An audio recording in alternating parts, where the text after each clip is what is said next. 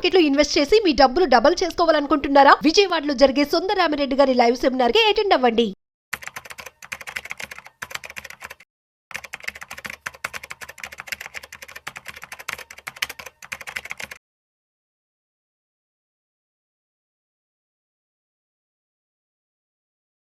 Hello నమస్తే, welcome to Suman TV. ప్రస్తుతం మనతో సీఏ దుర్గాంజలి గారు ఉన్నారు. వీరితో ఈరోజు మాట్లాడి మనం ట్యాక్సేషన్ అంటే బడ్జెట్ మనకి రిలీజ్ అయిన తర్వాత ఎలాంటి చేంజెస్ జరిగాయి అవన్నీ కూడా తెలుసుకుందాం.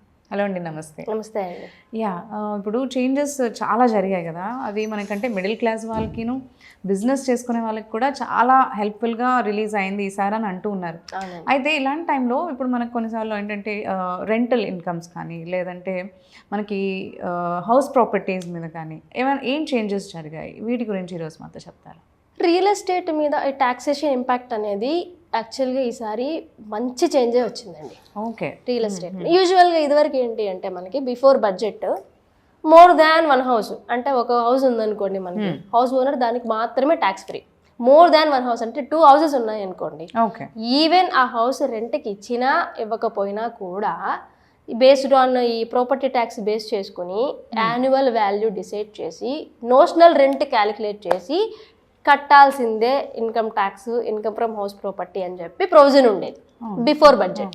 కానీ ఆఫ్టర్ బడ్జెట్ మీరు 2 houses వరకు ట్యాక్స్ ఫ్రీ తీసుకోవచ్చు, ట్యాక్స్ ఎగ్జెంప్షన్ తీసుకోవచ్చు అని చెప్పేసి వచ్చింది అనమాట. అది కూడా సెల్ఫ్ ఆక్యుపైడ్ పీపుల్కి మాత్రమే. సెల్ఫ్ ఆక్యుపైడ్ అంటే రెంట్కి ఇవ్వకపోతే కనుక, ఫర్ ఎగ్జాంపుల్ మీకు 2 houses ఉన్నాయి, ఒక హౌస్ మీకు ఉంటున్నారు, ఇంకో హౌస్ ఉండట్లేదు, ఖాళీగా ఉంచారు, రెంట్కి ఇవ్వలేదు. రెంట్కి ఇస్తే ఖచ్చితంగా మళ్ళీ ట్యాక్స్ కట్టాలి.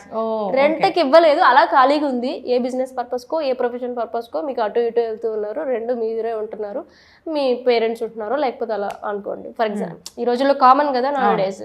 సో దట్ అందుకు ప్రాక్టికల్గా ఆలోచించి ఈ నోషనల్ రెంట్ ఎలా 2వ హౌస్ మీద పెట్టడం కరెక్ట్ కాదు అని చెప్పి అది రిమూవ్ చేసి ఇప్పుడు ఈ 2 houses ట్యాక్స్ ఫ్రీ అనమాట. ఈ 2 houses మీరు ఎటువంటి ట్యాక్స్ కట్టాల్సిన లేదు. కానీ 2 houses కంటే ఎక్కువ ఉంటే 3rd house మీద మళ్ళీ కాన్సెప్ట్ అప్లై అవుతుంది. మళ్ళీ దాని యాన్యువల్ వాల్యూ తెలుసుకొని యాన్యువల్ వాల్యూ క్యాలిక్యులేట్ చేసి నోషనల్ రెంట్ అంటే మీకు వచ్చినా రాకపోయినా, రెంట్కి ఇచ్చినా ఇవ్వకపోయినా, మీరు ఖాళీగా ఉంచుకున్నా లేకపోయినా కూడా నోషనల్ రెంట్ అని చెప్పి దాని మీద ఇన్కమ్ ట్యాక్స్ రిటర్న్ మీరు ఫిల్ చేసి దాని మీద ట్యాక్స్ కట్టాల్సి ఉంటుంది అనమాట. ఏంటి ఇప్పుడు రిలీఫ్ ఏంటి అంటే అట్లీస్ట్ 2 houses వరకు ఇచ్చారు రియల్ ఎస్టేట్. అది బూస్టే. ఎందుకంటే కొంతమంది ఏం చేస్తారు, యూజువల్గా ల్యాండ్ లార్డ్స్ ఇలాంటి ఇబ్బందులు ఉంటున్నాయి అని చెప్పి నోషనల్ రెంట్ ఇవన్నీ ఎవరు క్యాల్కులేట్ చేస్తారని ప్రాపర్టీ చూపించట్లేదు ఇన్కమ్ ట్యాక్స్ రిటర్న్లో. అసలు మాకేం లేదు, ఒక హౌసే ఉందని చెప్పి చూపించుకుంటున్నారు. దానివల్ల ఏంటి ప్రాక్టికల్ ఇబ్బందులు కొంతమందికి. రేపొద్దున ఏ బ్యాంక్ అసిస్టెన్స్ బ్యాంక్ లోన్ తీసుకోవాలంటే ప్రాపర్టీ చూపించడానికి లేదు, చూపిస్తేనేమో ట్యాక్స్ కట్టాలి, ప్రాక్టికల్ ఇష్యూస్ అలాంటి వల్ల. కొంతమంది ఏం చేస్తారు, మాకు అసలు రెంటల్ ఇన్కమే లేదు అని చెప్పి వాళ్ళు క్యాష్ తీసుకుంటూ ఉంటారు. క్యాష్ అసలు తీసుకోకూడదు, యూజువల్లీ క్యాష్ తీసుకోకూడదు. కానీ వాళ్ళు ఏం చేస్తారు, క్యాష్ అయితే కనిపించదు కదా బ్యాంక్ అకౌంట్లో ఎక్కడ, లేకపోతే మళ్ళీ బ్యాంక్ అకౌంట్లో వేసి దాని మీద నోటీసులు వచ్చి ట్యాక్స్ కట్టలేదని ఇవన్నీ ఇబ్బందులు ఎందుకని చెప్పి టెనెంట్స్ దగ్గర నుంచి క్యాష్లు తీసుకుని అవాయిడ్ చేస్తూ ఉంటారు అనమాట. ఎందుకు ఎలాగో అవాయిడ్ చేస్తున్నారు కదా అని చెప్పి మన వాళ్ళు పర్లేదు 2 houses వరకు మీరు రిలీఫ్ తీసుకోండి, 3rd house ఉంటే మాత్రం కట్టండి ఆ నోషనల్ ఇన్కమ్ క్యాల్కులేట్ చేసుకుని అని చెప్పి ఇచ్చారు. ఇది కూడా మంచి చేంజ్, ల్యాండ్ ఓనర్స్కి అందరికీ మంచి చేంజ్ అనమాట. అండ్ ఆల్సో టీడీఎస్ కూడా నేను ఇందాక వీడియో చెప్పినప్పుడు రియల్ ఎస్టేట్ అంటే టీడీఎస్ ఆన్ రెంట్ కూడా మనకు వస్తుంది కాబట్టి దాన్ని కూడా మంచిగా 6 lakhకి ఇంక్రీజ్ చేశారు లిమిట్.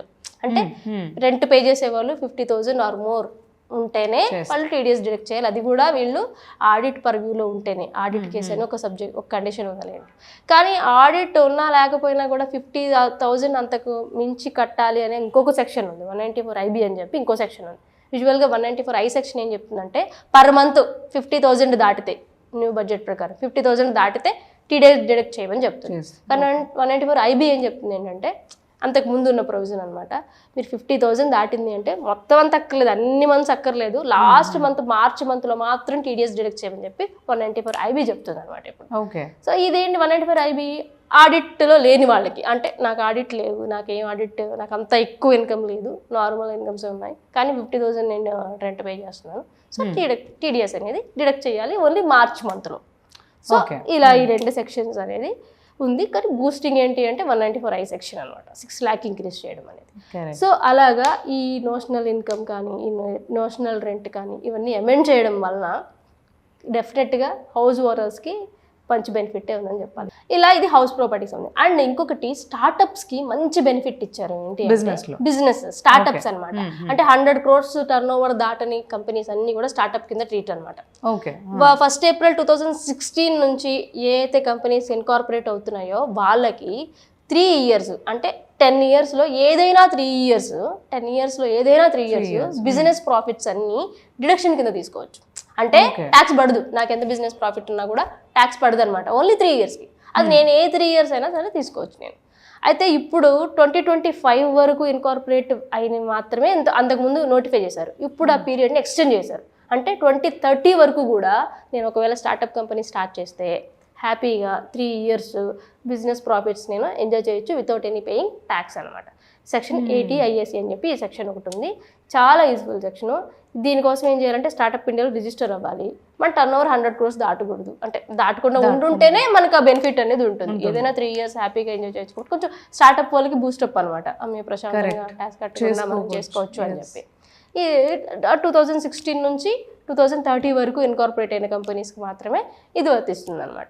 అండ్ చారిటబుల్ ట్రస్ట్ విషయంలో కూడా మేజర్ చేంజెస్ వచ్చాయండి. చాలా యూస్ఫుల్ చేంజెస్. యూజువల్లీ కొంతమంది ఏంటంటే చారిటబుల్ ట్రస్ట్ స్టార్ట్ చేస్తారు, కొంత కమెంట్స్ చేయడానికి కానీ యాక్టివిటీస్ చేయడానికి వాళ్ళకి టైం పడుతుంది. ఆ టైం పడుతుంది కదా అని చెప్పి క్యాన్సిల్ చేసేస్తారు. అదేంటంటే కొంచెం హార్ష్ మూవ్ అనమాట. చారిటబుల్ ట్రస్ట్ అంటేనే ఎవరికైనా సర్వ్ చేద్దామనే ఇంటెంట్తో చేస్తారు. అవన్నీ మనకి పీపుల్కి ఎవరైతే చేద్దాం అనుకున్న వాళ్ళకి అన్నీ చేయాలి కదా. వాళ్ళు డొనేషన్స్ తెచ్చుకోవాలి, యాక్టివిటీస్ చేయాలి. కానీ విత్ ఇన్ ద టైం లిమిట్లో చేయకపోతే రిజిస్ట్రేషన్ క్యాన్సిల్ చేయడం అనేది కరెక్ట్ కాదు అని చెప్పి రిలీజ్ అయ్యి వాళ్ళే ఈ పీరియడ్ని ఎక్స్టెండ్ చేశారనమాట. అంతకుముందు 5 years ఆఫ్ వ్యాలిడిటీ ఉండేది ట్రస్ట్ రిజిస్ట్రేషన్ స్టేటస్. ఇప్పుడు దాన్ని 10 years చేశారనమాట. 10 years చేశారు. 10 years వరకు హ్యాపీగా వాళ్ళు.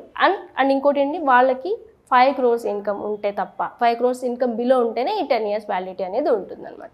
అండ్ ఇలా వ్యాలిడిటీ అని.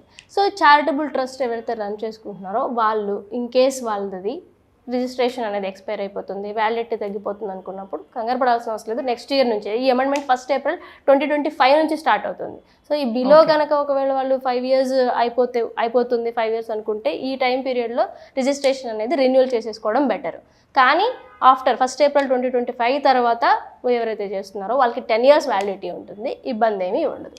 సో ఎస్, చారిటబుల్ ట్రస్ట్ కి సంబంధించి ఇది బిగ్గెస్ట్. ఇందాక మీరు అన్నట్టు అంటే స్టార్టప్స్ కి 1 year చెప్పారు కదా మీరు, అంటే మనకి ఓన్లీ ఈ ఇయర్ లో స్టార్ట్ చేసిన వాళ్ళకి అని చెప్పి, దీనికి కూడా అలా ఏం లేదండి. ఏ ఇయర్ స్టార్ట్ చేసిన వాళ్ళైనా సరే వాళ్ళకి రిజిస్ట్రేషన్ వ్యాలిడిటీ అనేది ఉంటుంది అనమాట. ఎప్పటికప్పుడు రెన్యూవల్ చేయించుకుంటూ ఉండాలి చారిటబుల్ ట్రస్ట్లు. కంపెనీ లాగా కాదనమాట. కంపెనీస్ ఏంటంటే యాన్యువల్ ఫైలింగ్స్ చేసుకుంటే సరిపోతుంది, ప్రతి ఇయర్ దాన్ని ఇన్కార్పొరేట్ చేసుకోవాల్సిన అవసరం లేదు. ట్రస్ట్లు అలా కదా, మనకి ఎప్పటికప్పుడు పర్టికులర్ పీరియడ్ తర్వాత రెన్యువల్ చేసుకోవాల్సి ఉంటుంది ఆ స్టేటస్. ఎందుకంటే రన్ అవుతున్నాయో లేదో తెలియదు కదా. ట్రస్ట్లు అనేది సెన్సిటివ్ విషయం. ట్రస్ట్ అనేది ఇది పబ్లిక్ ఫండ్స్ ఉండొచ్చు, పబ్లిక్ గురించి సర్వ్ చేసేది ఉండొచ్చు. సో ఆ యాక్టివిటీస్ గవర్నమెంట్ అనేది వాటిని ప్రాపర్గా మానిటర్ చేస్తుంది అనమాట ట్రస్టుల్ని. అవును, వీళ్ళు నిజంగా యాక్టివిటీస్ చేస్తున్నారా, ఫండ్ ఎంత కలెక్ట్ చేస్తున్నారు, వీళ్ళకి యాక్టివిటీస్ చేసేటప్పుడు వాళ్ళకి ఇన్కమ్ ఎంత వస్తుంది, ఇవన్నీ కూడా వాళ్ళు చెక్ చేసుకొని అది ట్రస్ట్ రెన్యూవల్ చేయాలా వద్దా అనేది డిసైడ్ అవుతారు. సో ఈ కేసెస్లో ఏంటి అంటే ఇప్పుడు 10 years వరకు దాన్ని ఇంక్రీజ్ చేసి 10 years ఒకసారి రిజిస్ట్రేషన్ చేసుకుంటే 10 years వ్యాలిడిటీ ఉంటుంది. దాని తర్వాత మళ్ళీ రెన్యూవల్ చేసుకోవాలన్నమాట. అలా. Thank you. హాయ్, మొట్టమొదటిసారిగా మన విజయవాడలో క్లాస్ రూమ్ ట్రైనింగ్ అండి, 1 day క్లాస్ రూమ్ ఎన్విరాన్మెంట్లో ఆఫ్లైన్ వెబినార్ జరగబోతుంది. అండ్ ఇంట్రెస్ట్ ఉన్న పార్టిసిపెంట్స్ ఈ కింద స్కూల్ అవుతున్న నెంబర్కి రింగ్ చేసుకొని సీట్ బుక్ చేసుకోండి. దీంట్లో ETFs, index funds and mutual funds మీద completely and hand holding experience మీకు ప్రొవైడ్ చేయబడుతుంది. దీని ద్వారా ఏంటంటే మనం ఎసెట్స్ని స్టాక్ మార్కెట్లో ఎలా మేనేజ్ చేసుకోవాలి, ఎలా గ్రో చేసుకోవాలి, ఎలా ప్రొడక్ట్ చేసుకోవాలో అంటే ప్రాక్టికల్గా నేర్చుకుంటారు. అండ్ ఇప్పటి వరకు మనం ఆన్లైన్లోనే మీరు అటెండ్ అవుతున్నారు. ఇక నుంచి మీరు మన విజయవాడ సిటీలోనే అండ్ లైవ్లో క్లాస్ రూమ్ ఎన్విరాన్మెంట్లో నేర్చుకునే ఛాన్స్ దొరుకుతుంది. కాబట్టి ఇంట్రెస్ట్ ఉన్న పార్టిసిపెంట్స్ కింద స్క్రోల్ అవుతున్న నెంబర్కి పింగ్ చేసి సీటు రిజర్వ్ చేసుకోండి. Thank you.